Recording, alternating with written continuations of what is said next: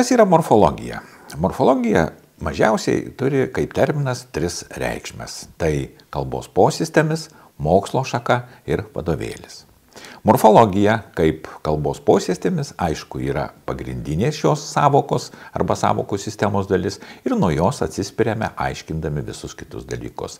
Taigi, morfologija yra žodžių formų ir jomis žymimų reikšmių bei kategorijų sistema, objektyviai egzistuojanti kalboje. Tai yra sudėtinė gramatikos dalis ir egzistuoja greta sintaksės. Kartais net neaiškios ribos tarp sintaksės ir morfologijos. Kad būtų aiškiau, ką mes tyrinėjame morfologijoje, paimkime paprastą pavyzdį. Namas. Jo leksinė reikšmė gyvenamasis namas, bet šalia to mes pasakome, norime ar nenorime, bet pasakome vyriškoji giminė, vienaskaita, vardininkas. Tai va šitos gramatinės reikšmės ir yra morfologijos tyrinėjimo objektas.